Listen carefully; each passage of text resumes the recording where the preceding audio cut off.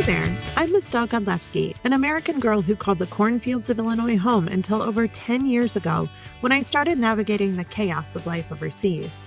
If you've ever felt that itch for something more, that whisper telling you to break free from the ordinary, you're in the right place. This podcast is your backstage pass to the wild ride of moving abroad. I'm here to pull back the curtain on the real journey, sharing stories that are funny, dramatic, and sometimes downright unbelievable. We'll explore the gritty details, from battling culture shock and navigating tricky visa processes to celebrating those small victories that make it all worth it.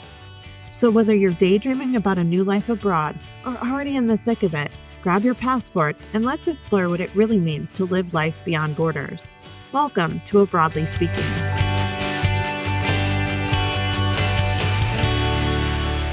Hey there, friend. Welcome back to the A Broadly Speaking podcast. My name is Michelle. If you're new here, welcome. If you've been here before, welcome back. Today, I want to talk about something I think everyone needs to hear, that I think we need to tattoo across the visa office door, and that you need to put as a bulletin on your computer every time you sit down to think about moving abroad. It's not you. The process is confusing. Seriously, you are not broken. You are not unprepared. You are not bad at adulting. The system is built like a damn funhouse mirror maze full of bureaucracy, contradictions, and enough red tape to gift wrap a continent. If you've ever said to yourself, why is this so hard? Is it just me? Am I missing something? Or shouldn't I be able to just figure this out myself? Let me be the voice in your ear today that screams, nope, it is not you. So here's the thing. People will say, just do some research. Just Google it. Like it's the same as planning a vacation or trying a new lasagna recipe. But moving abroad isn't a Pinterest board. It's a giant interlocking puzzle of government websites, visa categories that contradict each other, and random little clauses like, oh, by the way, this visa requires a police background check from every country you've ever lived in since the age of 16. What? Add to that, there's confusing timelines like applying 3 months before, but maybe not 90 days before. Oh, but no, wait, what? How is that possible? Vague requirements, like what is even proof of sufficient funds? My tax returns, the bank statement, my soul? And there's no clear starting point. It's like someone dumped an entire IKEA parts book on the floor with no instructions and said, just build a country, it'll be fine. If you've ever tried to follow the advice of moving abroad and just Googling it, I am sure you've raged at everything, if you're anything like me. In real life, it looks like you start on the official government website. It's in 3 languages, none of which are English.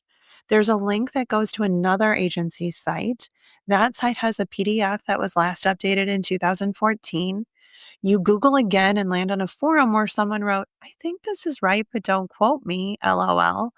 And suddenly you're sobbing into your keyboard because you just want to know how long your birth certificate is valid for, and now it feels like an FBI agent is required to interpret the legalese. Tell me again how this is just a research problem? Research assumes that the answers are easy to find, that they're written clearly, and they're consistent from one source to another. But let's call it like it is. You're literally detectiving your way through the unindexed, contradictory hellscape that is moving abroad. You're not researching, you're surviving, and you deserve a Nobel Prize for not throwing your laptop out the window. Let's get even more real. Immigration systems, especially for places like the EU, Canada, Australia, the UK, they're designed to keep people out. They're intentionally complicated, bureaucratic, underexplained, and often interpreted by different people differently, depending on who you talk to. I know someone, let's call her Lisa today, who submitted the exact same visa application as her friend. Same country, same visa type, same situation, same supporting documents, same everything. Lisa, she got approved in 3 weeks. Her friend, rejected with no explanation. How do you research yourself around that? You don't. You just survive it.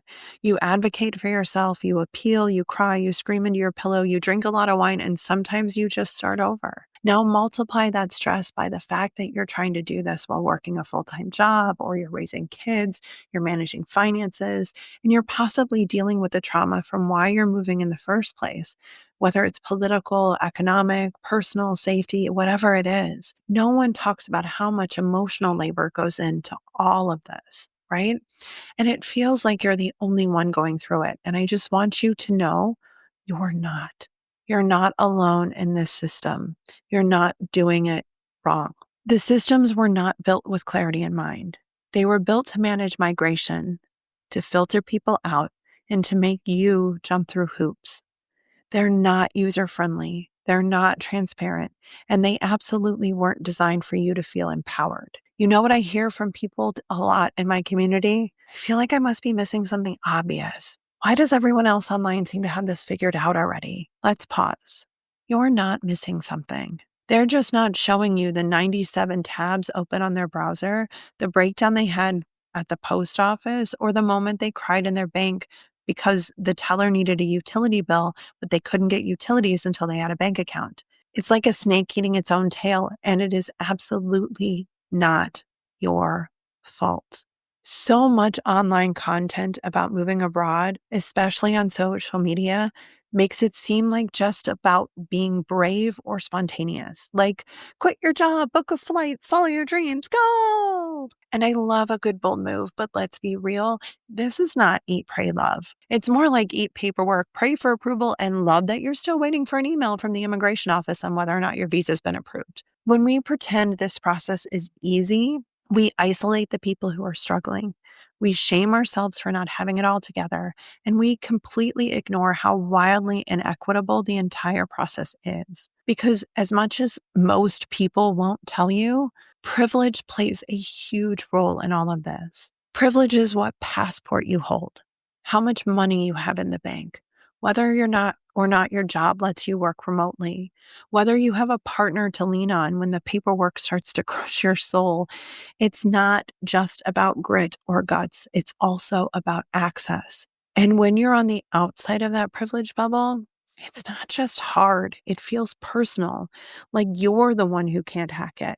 You're not. Let's talk about what actually would make this whole thing easier. A system that makes sense, human language instead of legalese, support that doesn't treat you like you should already know this stuff or doesn't cost you a fortune. Because let's be honest, most of the move abroad experts or the relocation experts cost thousands of dollars. And they don't filter for your information or for your situation. They're filtering for everything, not someone else's Instagram story. And since the government isn't going to do that anytime soon, that's where I come in. But let me be clear, today's episode is not a pitch. Today's episode is your reset. It's me looking you dead in the eye. Okay, me speaking to your ears, but you know what I mean, and saying, you're allowed to be confused. You're allowed to be frustrated, and you are not the problem. The system is broken. If you're overwhelmed, congratulations, that makes you human. If you feel like screaming into the void, that makes you paying attention. But here's the part I want you to land on in the end. You don't need to be fluent in immigration law. You don't need to be perfectly organized, and you don't need to hustle your way into worthiness. What you do need is this: a framework that breaks this down in actual English, support that doesn't gaslight you with just follow your dreams, and permission to feel every bit of the WTF along the way. Because yes, the system is confusing. Yes, it's frustrating. And no, you're not crazy for thinking it should be easier. So today I'm going to give you a little homework because I think it's important to do something active today. I'll give you two different options. Your first option is more active. Your second option is more reflective. Option one, I want you to close all your visa tabs. Yes, even the one that maybe kind of has some answers that could look possibly right. Start over, close them all. Go out and take a walk. I want you to say f it to perfectionism and remind yourself that moving abroad is a massive life change and not a weekend project. If you're a journaling kind of person, if you're someone who likes to write things down and see things in a reflective way, I want you to take out a pen and paper or rewind this when you have some time to help you reframe your experience. I'll give you a few questions that you can sit with. Whether you sit with them all now or you come back to this episode and write them down and journal about them or come back and think about them, that's up to you. But I want to make sure that you're ready for it. Here are your questions. Why am I blaming myself for a broken system? What am I expecting myself to just know without ever being taught? What would it feel like to trust that I am doing enough, even without perfect clarity? And how can I offer myself more patience in the unknown? The truth is, it's easy to blame yourself for making this hard. It's easy to say, I should just know what I'm doing because everybody else hasn't figured out. It's not true. Today's message boils down to this.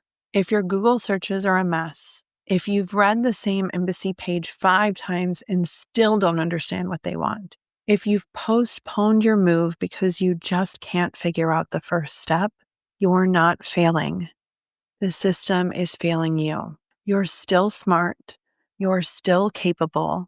You're still the same resourceful badass who decided to create a life abroad, which is no small thing. So maybe today you close the laptop. Maybe you walk away from the 43 browser tabs. And maybe you say to yourself, this is hard. I'm doing it anyway.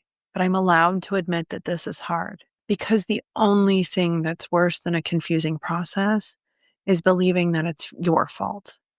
And I promise you, it's not.